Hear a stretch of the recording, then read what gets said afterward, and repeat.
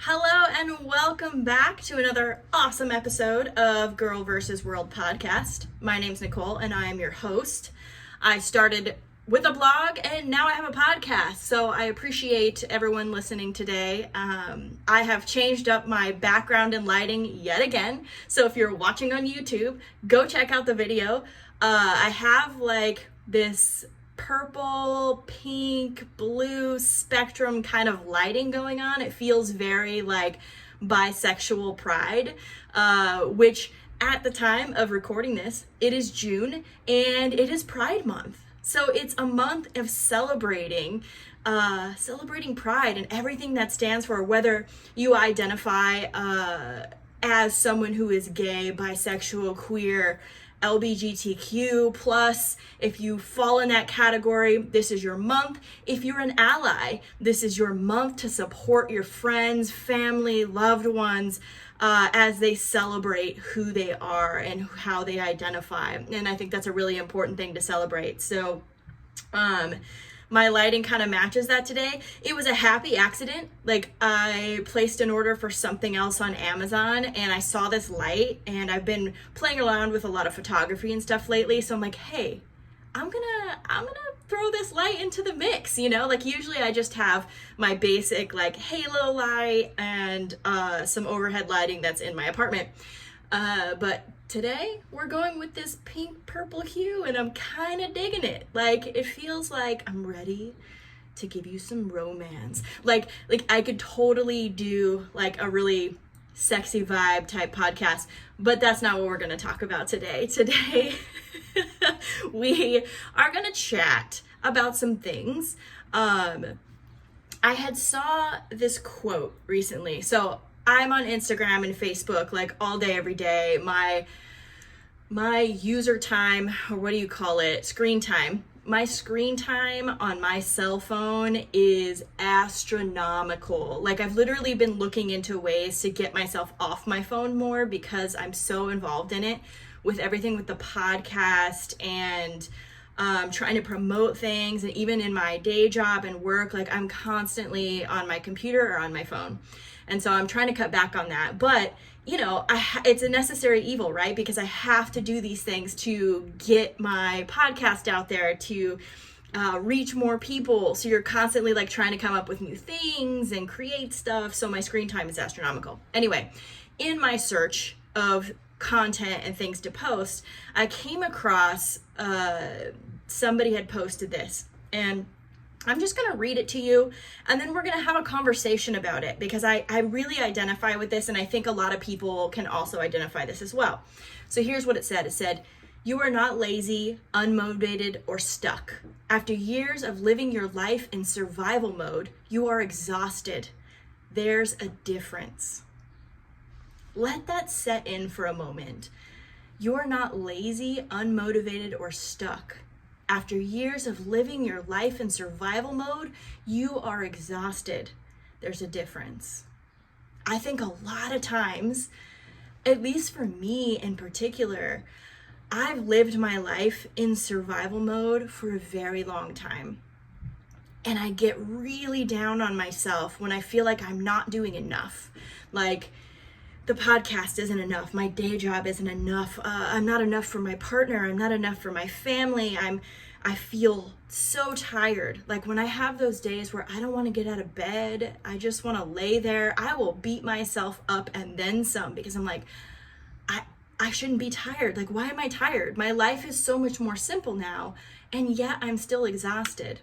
So when I read this, it made me think, maybe you fall into this category as well. Well, you've been in survival mode, whatever that is for you, right? For me, survival mode started when I turned, 15 years old. Like, I got into this relationship and stuff started happening.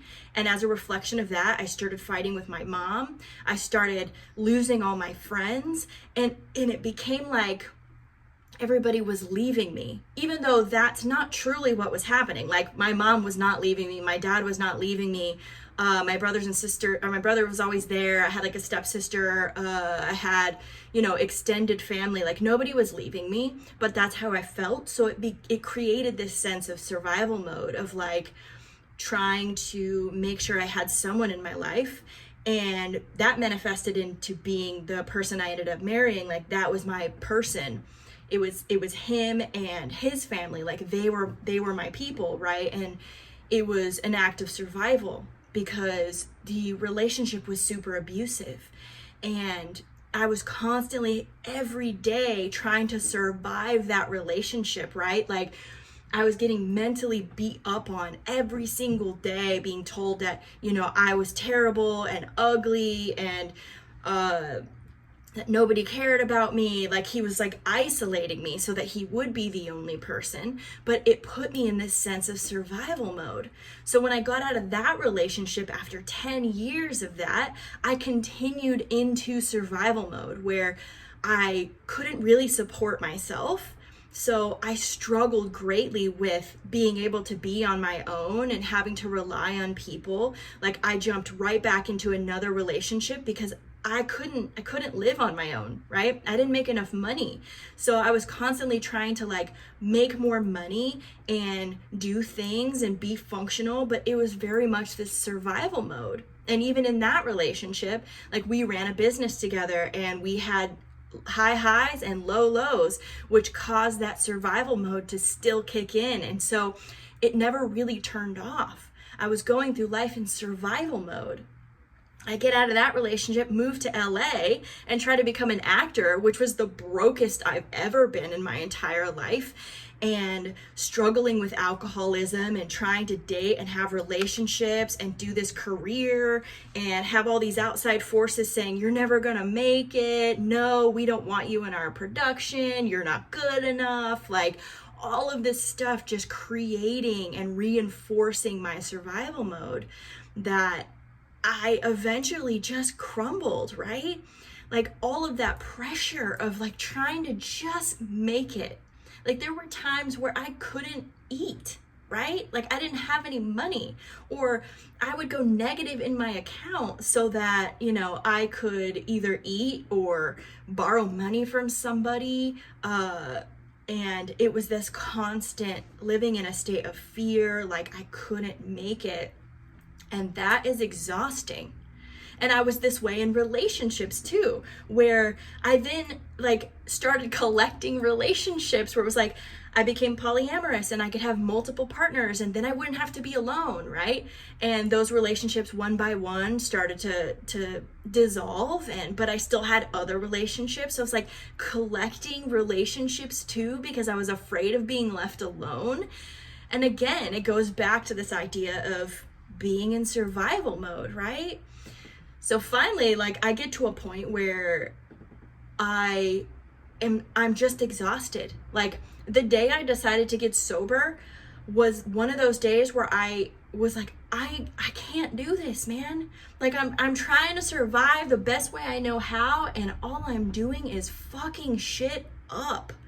Like, the more I try, the worse things get, but really all I'm doing is stuffing everything down and pouring alcohol on top of it to like have a moment's rest, a moment of silence. But in doing that, I'm creating more issues in my relationships, in my jobs, and it's just this never-ending spiral of my life feeling like I'm having to survive it. So I'm having to survive relationships, I'm having to survive jobs, I'm having to survive alcoholism, and it's just taking its toll. So I finally decided to get sober in 2019, and I'm tired. And even at this point, as I sit in my seat in the person that I am 2 years from, making that decision to get sober, I still have like this PTSD from having to be in survival mode all the time, that I'm constantly in a state of anxiety and pushing myself to like constantly be doing something, right? Or else people will think I'm lazy or unmotivated or stuck, right? I feel stuck a lot, and I use that term because that's what it feels like. It feels like I'm sitting in this one position and not progressing. Like getting sober, I progressed dramatically. Even in just the time of like 1 year, my life looks way different than what it looks like, what it looked like before. Before I got sober, I was kicked out of the place that I lived. I crashed my car. I was kicked out of the place I lived because I was like inviting dudes over and like doing drugs and drinking all the time and paying my rent late and coming up with all kinds of excuses. And so like that was going on, and I ended up getting kicked out. I moved in with a partner at the time, and that spiraled out of control. Like my alcoholism and we just kept butting heads. Like we couldn't see eye to eye anymore.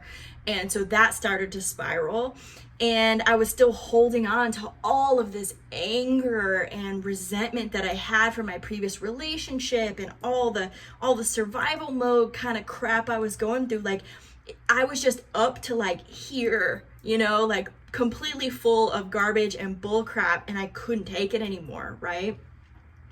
And that's what I lived in. So as soon as I got sober, I took a trip to Europe. I lived in Europe for 3 months with a really close friend of mine, and that was incredible. Like I can't imagine having lived my life so long without traveling through Europe. Like what a beautiful and transcendent place.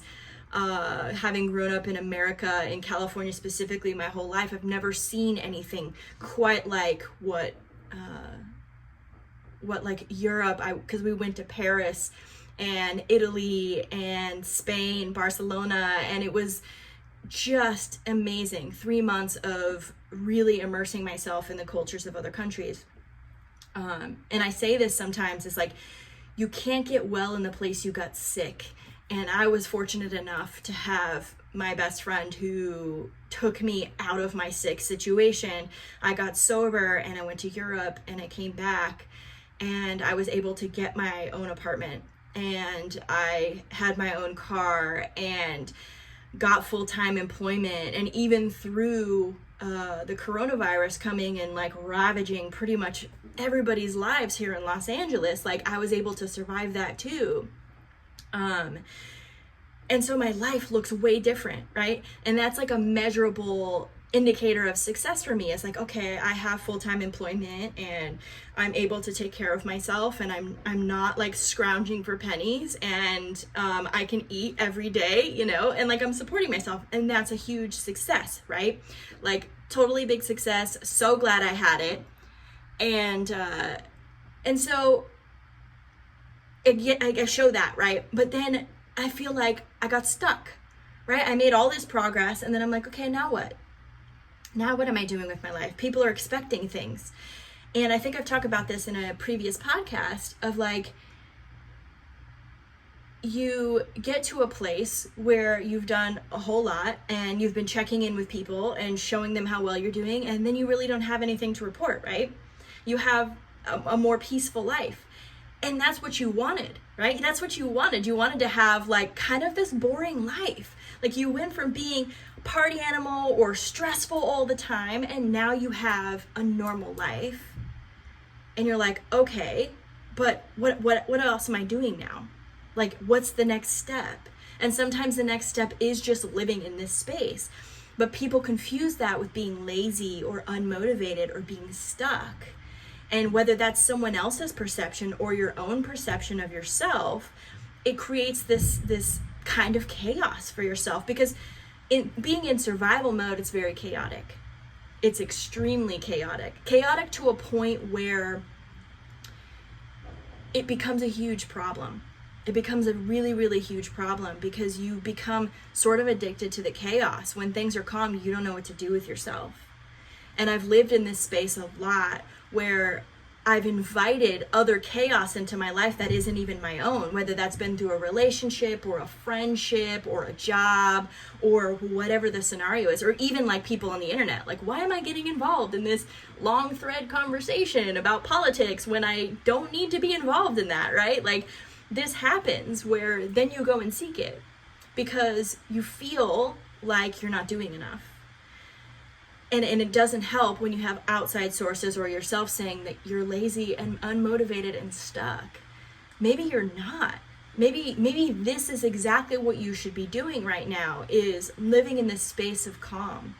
And that's where I'm at my juncture in my life, where I'm trying to be comfortable with that. Trying to be comfortable with the idea that I don't always have to be doing something. Sometimes doing nothing is just as important as doing something.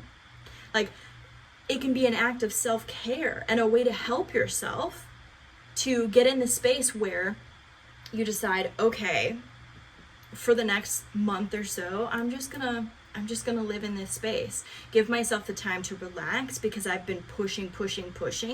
And it's kind of like a self-care vacation from your life, right? Like, you obviously can't just close up shop and be like, whatever, like, I'm not going to do anything. But there can be moments of where you give yourself the permission to have peace and to just live. That you don't have to always live in this survival mode kind of space, especially if you're exhausted. It's important to be really realistic with yourself and others of where you're at, right?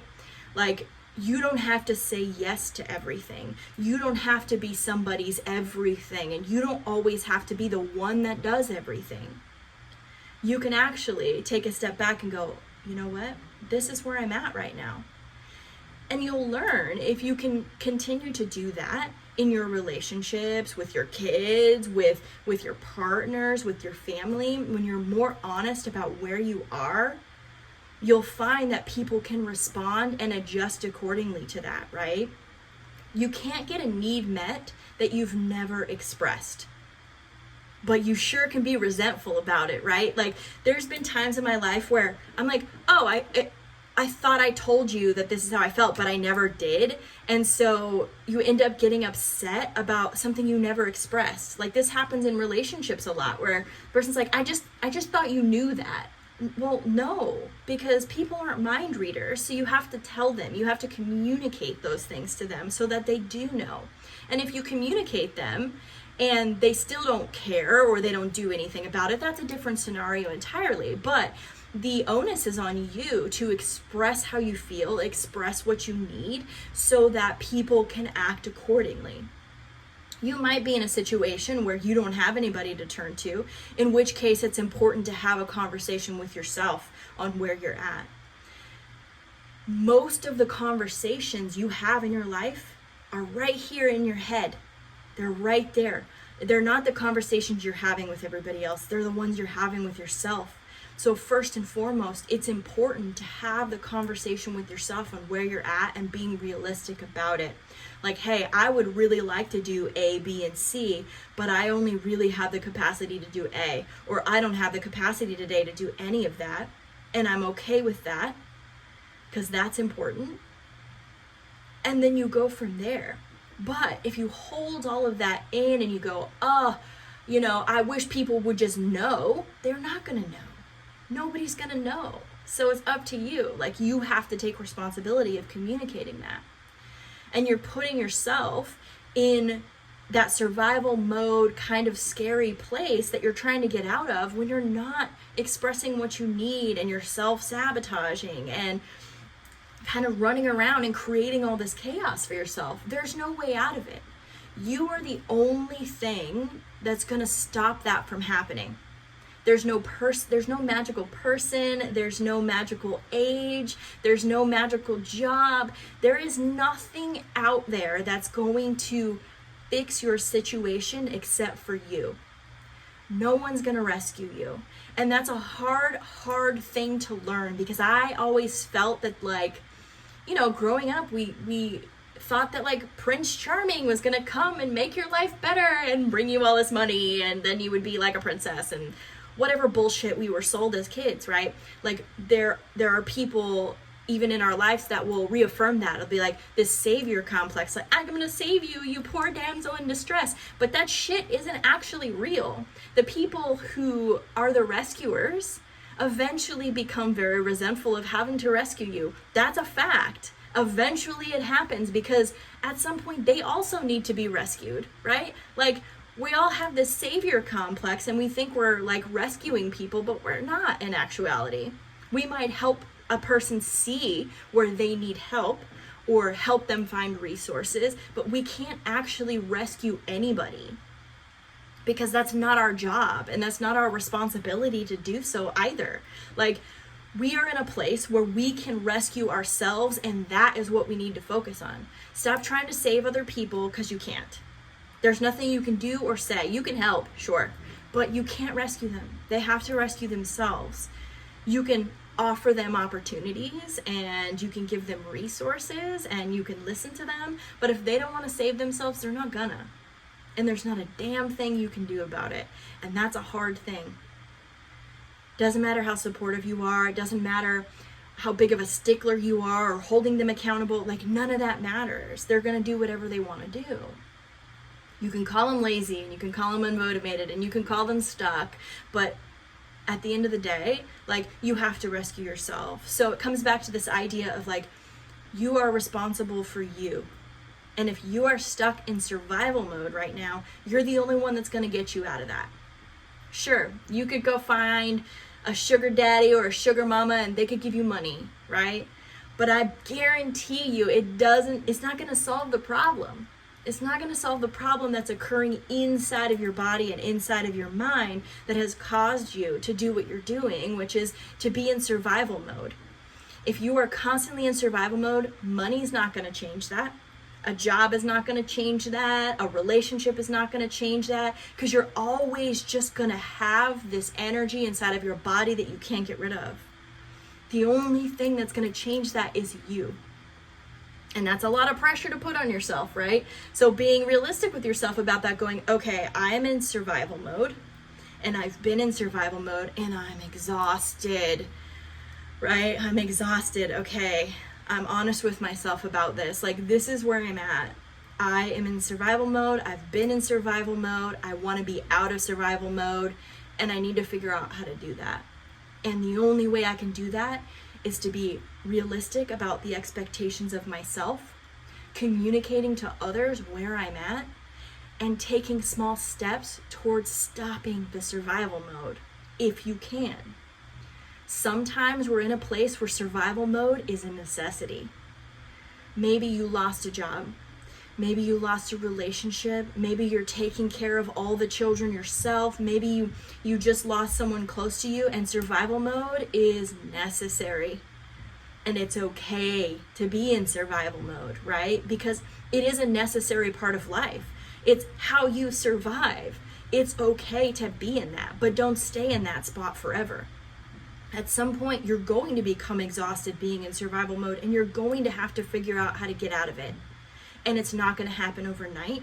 It's not even going to happen in days, weeks, months. Like, it could take a long time to deprogram that survival mode, depending on what you've been through, the kinds of traumas you face, and what you have ahead of you in your current situation. But it is possible to get to a place where survival mode isn't exhausting you. Like, you can still function and do the things necessary in your life to live and thrive without getting exhausted and feeling like the world is just against you all the time. Because I'm going to tell you, it's not. Your situation is an accumulation of decisions you've made every single day. And unfortunately, you may not want to admit this to yourself, but you are probably the reason why where you are right now. Even if it's been outside forces and childhood trauma and everything else that's happened to you, if you carry a victim mentality with you, you are never going to get out of survival mode. Because you're always going to be the victim in everything that you do, every relationship you have, every friendship that leaves, every family member that falls apart. Like, you're going to be the victim and you're never going to get out of that. Now, it's important to distinguish between being a victim and having a victim mentality. Being a victim means that something is currently happening to you and you are a victim of whatever that is. A victim mentality is someone who is always saying that they are the victim in every circumstance that they're in because they were a victim once. So they've taken that victimhood from that original experience or multiple experiences, and they're just using it in every circumstance in their life. So they're a victim in everything. They take no accountability of their fault in anything. It's always just, the world is against me, that person is terrible, that job was shitty, my boss was an asshole. Like, it's everybody else's fault except their own. And that creates its own sense of chaos and survival mode and victimhood that you get stuck in. So it's important to like take a step back from that and go, okay, look at the facts. Am I really a victim in this situation? Do I really need to be in survival mode now? Or are there things that I can do to help lessen this kind of struggle? So when I saw this quote. It was, "You are not lazy, unmotivated, or stuck. After years of living your life in survival mode, you are exhausted." There's a difference. I feel you about being exhausted. There are times in my life where I feel exhausted.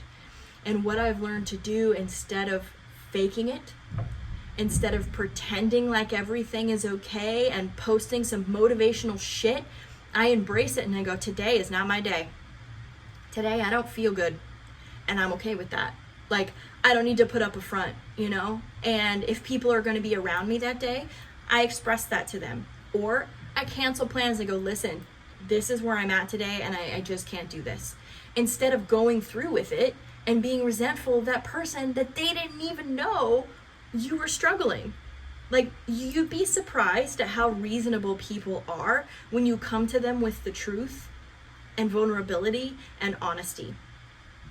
If they can't, they're not the person for you, right? Like, you'll find out very quickly if the people are responding negatively when you say, hey, I just need some personal space, and they can't give you that.